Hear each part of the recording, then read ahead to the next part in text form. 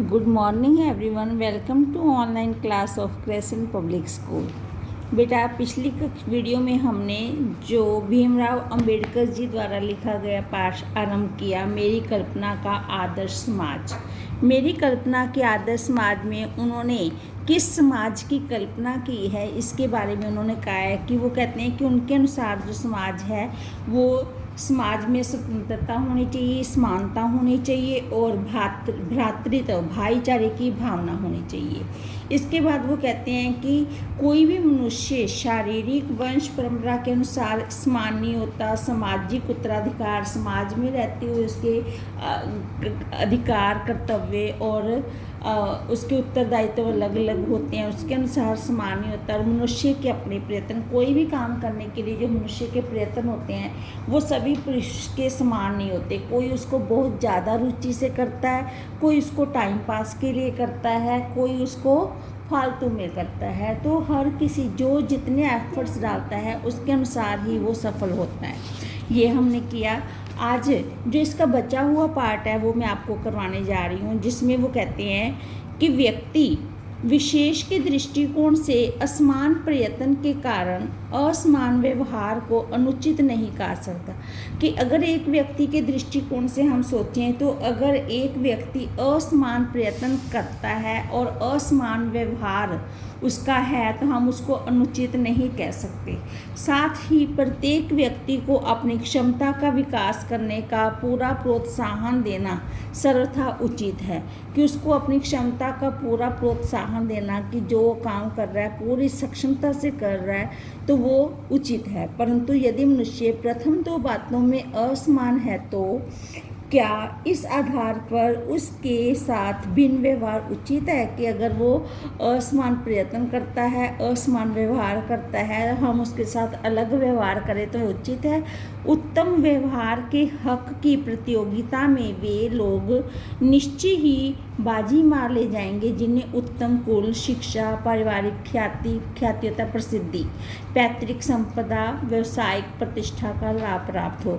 कि ऐसे लोग हमेशा आगे बढ़ते हैं जो हर चीज़ में उत्तम होते हैं, अच्छे कुल में जन्म लेते हैं, उनका परिवार में अच्छी प्रसिद्धि होती है, पैतृक संपदा, माता पिता का दिया हुआ धन संपदा होती है, व्यवसायिक प्रतिष्ठा कि उनका व्यवसाय में, कारोबार में मान सम्मान का लाभ प्राप्त होता है। तो ऐसे व्यक्ति तो उत्तम है ही हैं।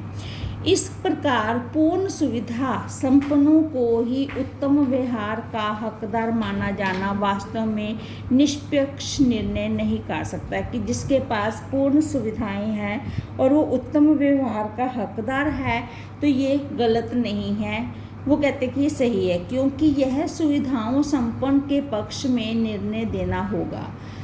अतः न्याय का तकाजा यह है कि जहाँ हम तीसरे प्रयासों की असमानता जो मनुष्य के अपने वश की बात है आधार पर मनुष्य के साथ असमान व्यवहार को उचित ठहराते हैं, वहाँ प्रथम दो आधार जो मनुष्य के अपने वश की बातें हैं पर उनके साथ असमान व्यवहार नितांत अनुचित है। वो कहते हैं कि अगर वो प्रयास करने में असमान है तो ये उसके अनुसार सही नहीं है, क्योंकि प्रयास करके ही वो आगे बढ़ सकता है। अगर वो प्रयास में कमी है तो वो पूर्ण रूप से सफल नहीं हो पाएगा।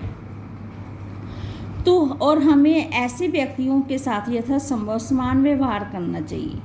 दूसरे शब्दों में समाज को यदि अपने सदस्यों से अधिकतम उपयोगिता प्राप्त करनी है तो यह संभव है कि समाज के सदस्यों को आरंभ से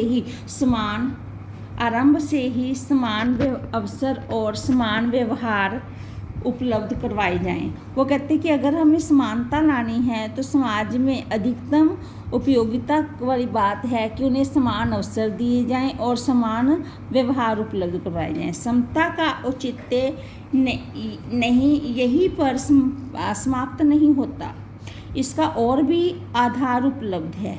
वो कहते हैं कि समता का यही औचित्य नहीं है, ये इतनी ही बात नहीं है, यहाँ समाप्त नहीं होता, इसके और भी आधार इस पर उपलब्ध हैं।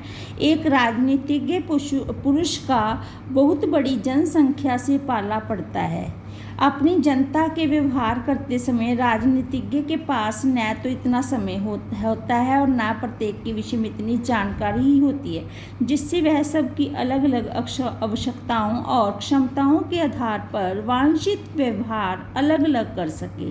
वैसे ही आवश्यकताओं और अक्षमताओं के आधार पर भिन्न व्यवहार कितना भी आवश्यक और औचित्यपूर्ण क्यों ना हो, मानवता के दृष्टिकोण से समाज दो वर्गों और दो श्रेणियों में नहीं बांटा जा सकता कि जितना मर्जी सही है, लेकिन व्यवहार हम उसको दो श्रेणियों में नहीं बांट सकते।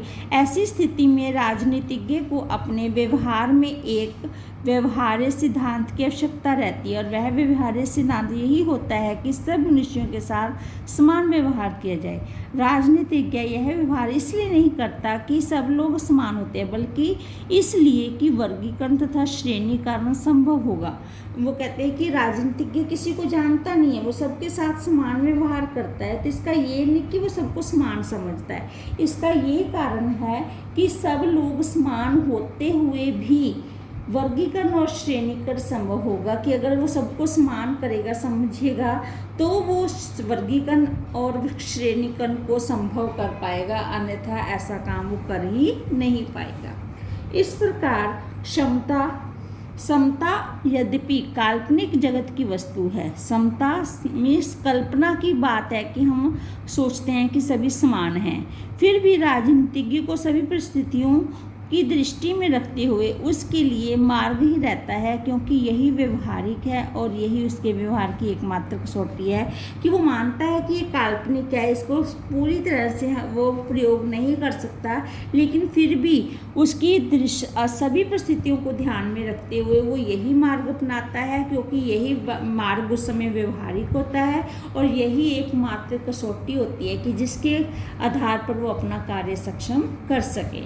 इस प्रकार से उन्होंने समता के आधार पर अपना आलेख लिखा है कि जो उसके सपनों का समाज है उसमें समानता होनी चाहिए, भ्रातृत्व होना चाहिए, उसमें स्वतंत्रता होनी चाहिए, हर कार्य करने की सक्षमता होनी चाहिए कि हम मनुष्य में हम किसी आधार पर भेदभाव ना करें, वो जिस कार्य में सक्षम है उस कार्य को प्रोत्साहित करें ताकि वो आगे बढ़ सके और समानता को ला सके।